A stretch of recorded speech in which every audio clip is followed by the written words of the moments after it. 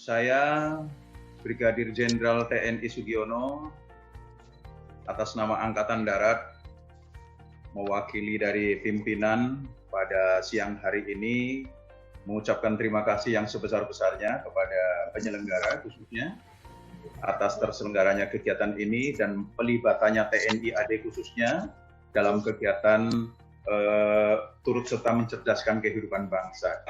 Sebuah langkah yang sangat bagus. Di mana langkah ini merupakan bagian dari implementasi kita, khususnya yang dikomandoi oleh Kemendikbud sebagai bagian dari implementasi pasal 31 ayat 1 dan 2 UUD 45, yaitu setiap warga negara berhak mendapat pendidikan, dan pada ayat 2-nya setiap warga negara wajib mengikuti pendidikan dasar dan pemerintah wajib membiayainya.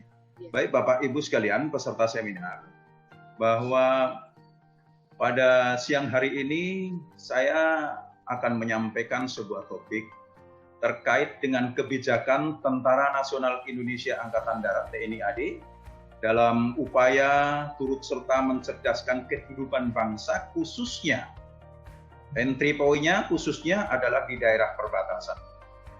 Bahwa di daerah perbatasan Indonesia saat ini dan sejak dulu kita memiliki ada 10 negara yang langsung berbatasan dengan Indonesia, yang 3 diantaranya adalah berbatasan dengan wilayah daratan, yaitu Indonesia dengan Malaysia, Indonesia dengan PNJ, dan Indonesia dengan Timor Leste.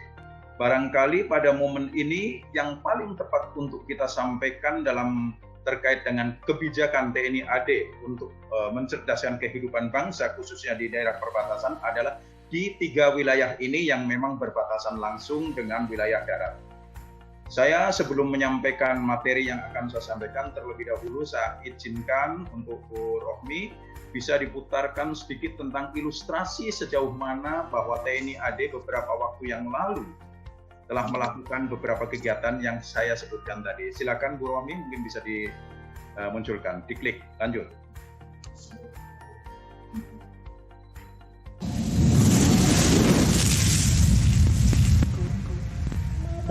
Pasukan kepada Inspektur Upacara, hormat saudara. Yonif Rider 600 Modang merupakan salah satu satuan jajaran Kodam 6 Mula Warman yang mendapatkan tugas kehormatan sebagai penjaga perbatasan Indonesia-Malaysia periode Juli 2019 sampai dengan Mei 2020. Maka kuatkan tekad kalian bahwa kalian akan melaksanakan tugas mulai ini walaupun nyawa taruhannya. Manfaatkan berbagai keterampilan yang telah dilatihkan untuk membantu meringankan beban masyarakat di perbatasan. Sayangi dan cintai mereka, karena mereka juga patriot-patriot bangsa yang akan selalu menjaga dan mencintai negara ini. Tugas pokok satuan ini yaitu menjaga keamanan wilayah darat Indonesia-Malaysia, khususnya di Kabupaten Nunukan, serta sebagai garda terdepan dalam menjaga keutuhan Negara Kesatuan Republik Indonesia.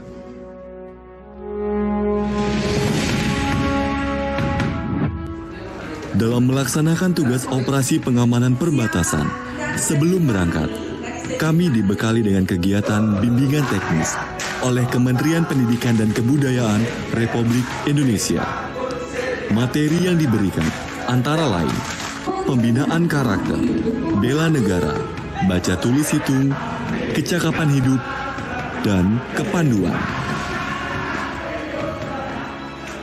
Ya, ini adalah program kebersamaan antara TNI Angkatan Darat dengan Kementerian Pendidikan dan Kebudayaan dalam rangka sinkronisasi, koordinasi untuk melayani pendidikan di daerah perbatasan 3 TNI. Sekarang ini kami menyiapkan 900 prajurit TNI yang kita berikan bagaimana tentang pedagogi, tentang menyampaikan pelajaran kepada anak-anak kita apabila di sekolah itu tidak ada guru atau kekurangan guru, tetapi mereka ini bukan sebagai pengganti guru. Mereka ini sebagai pelengkap selama guru itu belum didatangkan atau belum ada. Nah, ini sebagai program yang kita akan kembangkan terus untuk daerah-daerah perbatasan lainnya. Terima kasih.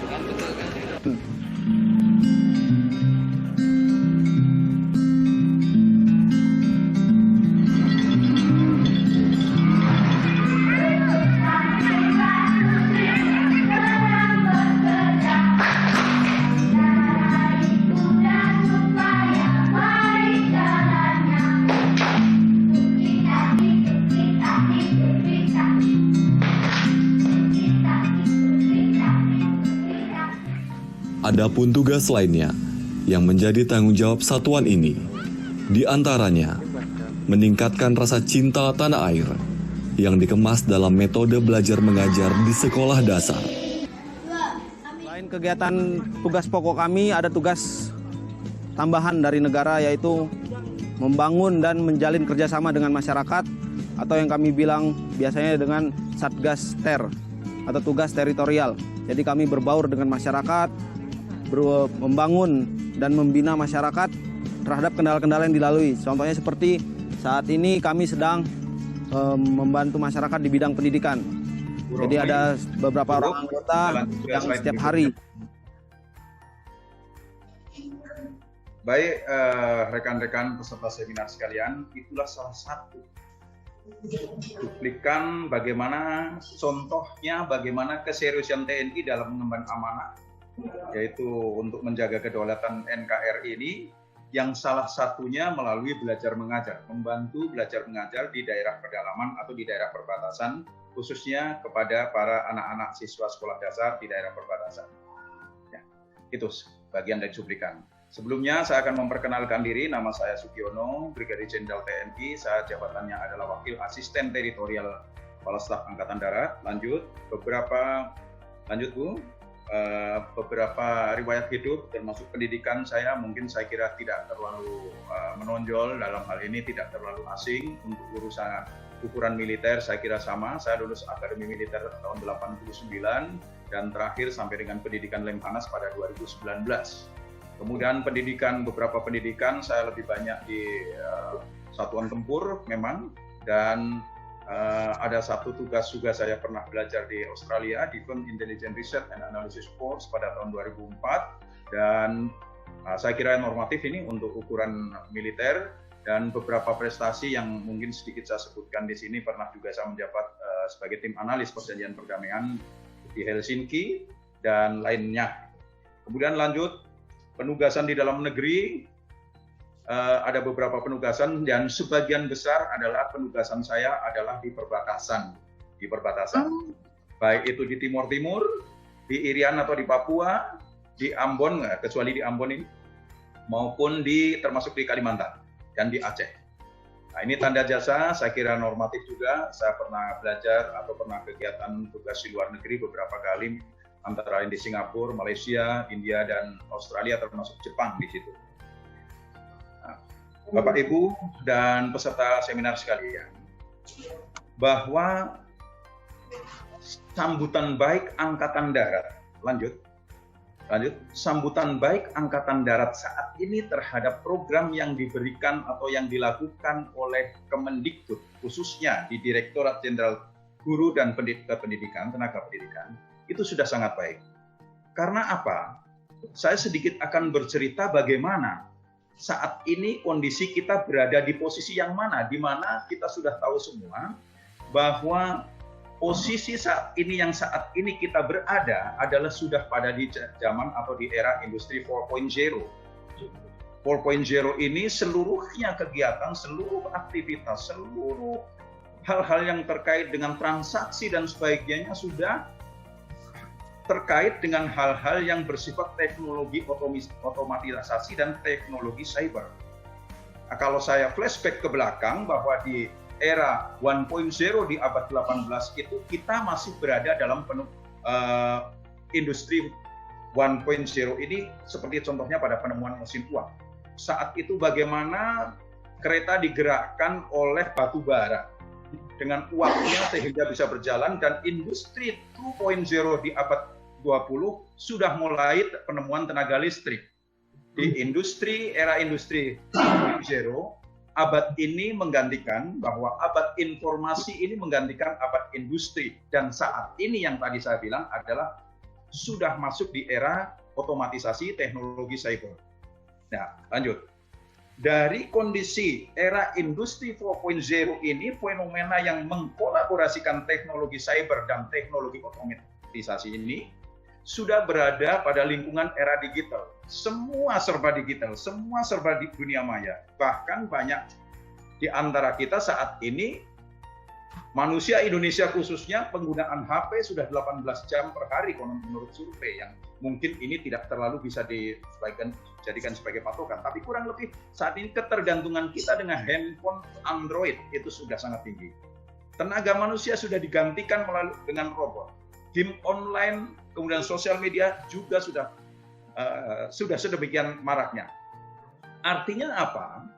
Bahwa seluruh masyarakat Indonesia idealnya itu sudah menyesuaikan kondisi era industri 4.0 yang saat ini sudah terkolaborasi antara teknologi cyber dan teknologi otomatisasi.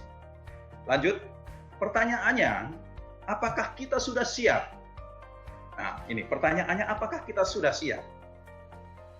Lanjut, bagaimana dengan masyarakat yang ada di kampung-kampung? Tidak usah yang di luar Jawa, yang di Jawa saja. Bagaimana dengan masyarakat yang di kampung? Lalu saya nyampaikan lagi, bagaimana dengan masyarakat yang di perbatasan, yang jauh dengan sinyal, jauh dengan internet, dengan tuntutan ini? Apakah mampu? Apakah dia bisa? Belum lagi, bagaimana dengan masyarakat yang di pedalaman? Di Kalimantan pun banyak, di pedalaman yang belum tersentuh kali ini. Di Papua lebih banyak lagi. Nah, itu. Belum lagi, lanjut, belum lagi situasi beberapa bulan terakhir ini, adanya pengaruh COVID-19 terhadap segala aspek kehidupan yang memunculkan berbagai permasalahan dan bahkan menjadikan kita agak sedikit, boleh dalam tanda kutip itu, kelimpungan. Baik dari segi ideologi, politik, ekonomi, sosial budaya, pertahanan keamanan. Nah, dihadapkan dengan letak geografis Indonesia saat ini yang berbatasan dengan 10 negara yang tadi di awal saya sampaikan, lalu bagaimana anak-anak kita yang saat ini berada di perbatasan, khususnya di Kalimantan Utara, di perbatasan Kalimantan dengan Malaysia, perbatasan antara Indonesia dengan Timor Leste di Atambua, perbatasan antara Indonesia dengan PNJ sepanjang Merauke dan Jayapura, itu seperti apa? Nah, itu dihadapkan dengan kondisi itu, tentunya kita harus kompak, termasuk TNI, untuk melakukan kekompakan hal tersebut. Ya. Lanjut, dari kondisi ini, TNI AD sudah menjalin kerjasama dengan Kemendikbud yang itu dipayungi oleh hukum. Undang-Undang RI nomor 34 terkait dengan operasi militer untuk perang dan operasi militer selain perang, di mana ada sebuah kebijakan TNI dalam mendukung kebijakan pemerintah, khususnya di dalam beberapa pasal. Pertama adalah pasal ke-7, yaitu mengamankan wilayah perbatasan. TNI dalam OMSP-nya pada pasal ke-7 adalah mengamankan wilayah perbatasan. Substansi mengamankan wilayah perbatasan bukan hanya sekedar mengamankan dari sisi tindak kriminal dan tindak pidana saja, tetapi mengamankan dari aset, mengamankan dari kualitas hidup, dan mengamankan dari kemungkinan kecerdasan anak bangsa yang berada di tempat tersebut, sehingga bisa setara paling tidak dengan anak-anak yang lain di luar daerah perbatasan. Nah, inilah yang dimaksudkan untuk kita. Nah, kemudian kehadiran kami, posisi prajurit TNI ini di tempat-tempat tersebut itu bukanlah untuk menggantikan guru, namun untuk membantu tenaga pendidik. Nah, kenapa demikian? Lanjut.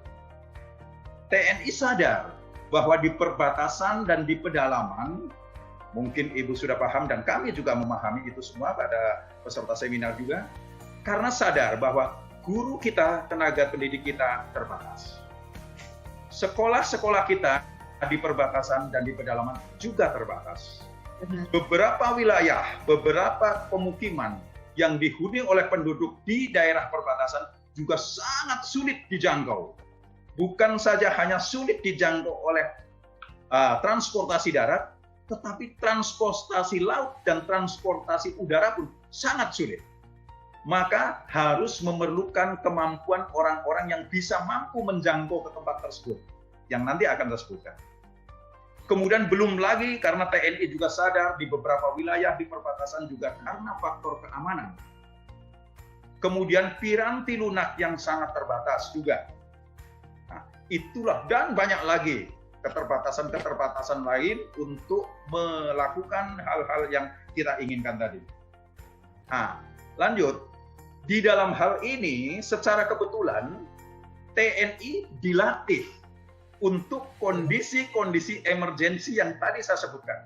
Jalan sulit, medan sulit, tekanan, survival yang cukup tinggi, adanya ancaman keamanan, dan bahkan situasi ekstrim sekalipun. Ya, ekstrim sekalipun. Sehingga lanjut, ini sudah merupakan sesuatu hal yang tepat apabila Kemendikbud bekerja sama dengan TNI AD, khususnya yang langsung menyentuh di daerah perbatasan untuk bekerja sama, saling bahu-membahu untuk turut serta mencerdaskan kehidupan bangsa. Ironisnya, lanjut, TNI yang ditugaskan untuk menjaga kedaulatan wilayah NKRI, baik di perbatasan maupun di pedalaman, masih terbatas ilmu dan pengetahuan termasuk keterampilan terkait dengan belajar mengajar. Itulah sebabnya. Itulah sebabnya kami juga dengan program yang diberikan oleh Kemendikbud dalam ini di pendidikan dasar untuk melakukan koordinasi, mengkolaborasi kerjasama antara Kemendikbud yang ingin menjangkau dan dengan niat yang mulia untuk mencerdaskan kehidupan bangsa yang ada di perbatasan ini, khususnya perlu menggandeng dengan TNI yang berada di tempat tersebut. TNI AD bersama komponen bangsa lainnya ikut serta dalam upaya mewujudkan cita-cita nasional dalam mencerdaskan kehidupan bangsa, dan kerjasama ini adalah upaya untuk membekali personil Satgas TNI AD di wilayah perbatasan yang memiliki nilai manfaat yang tentunya cukup bagus bagi masyarakat daerah perbatasan dan telah dirasakan oleh masyarakat setempat. Sehingga itu sebagai gambaran bahwa kami melakukan hal-hal demikian. Kami sarankan untuk kedepannya, lanjut, kepada Kemendikbud khususnya untuk pada saat kegiatan bimbingan teknis dan bimbingan teknologi secara lebih luas kepada bukan saja personil Satgas, Bu. Personil Satgas yang saat ini akan diberangkatkan sejumlah 900 berada di sana, tapi ke depan mungkin juga perlu dilakukan kepada personil aparat komando kewilayahan atau para babinsa di wilayah perbatasan. Ini mereka berada langsung bersama dengan masyarakat dan melakukan pembinaan teritorial di sana. Nah, demikian Bu yang ingin saya sampaikan. Lanjut, penjelasan teknis terkait dengan apa dan bagaimana serta sistemnya seperti apa yang akan dilakukan oleh kami dari Angkatan Darat nanti akan disampaikan oleh Komandan Batalion 600 Header yang kebetulan beliau juga mantan Komandan Satgas Pamtas RI Malaysia yang dinilai positif dan berhasil di sana dan beberapa kali mendapatkan penghargaan terkait dengan hal itu. Karena memang cukup serta membantu itu. Kami berharap ke depan mulailah lanjut bekerjalah semuanya dengan secara kreatif dan inovatif. Lanjut. Bekerjalah secara kreatif dan inovatif dengan nuansa yang rekreatif. Artinya apa? Masyarakat perbatasan, anak-anak di perbatasan perlu kita bimbing, tetapi perlu untuk kita mendekatkan diri kepada mereka agar mereka tidak takut dan mereka menyukai apa itu matematika, apa itu bahasa Indonesia, apa itu ilmu pengetahuan sosial, dan sebagainya. Itulah yang saya sampaikan, bahwa bekerjalah dengan kreatif dan inovatif. Tapi nuansanya adalah dengan rekreatif. Untuk selanjutnya, penjelasan lebih rinci dan bagaimana teknis pelaksanaan mungkin nanti akan disampaikan oleh panelis berikutnya, yaitu Letkol Infanteri Ronald Wahyudi sebagai Komandan Batalion 600. Lanjut, terima kasih. Sekian. Wassalamualaikum warahmatullahi wabarakatuh.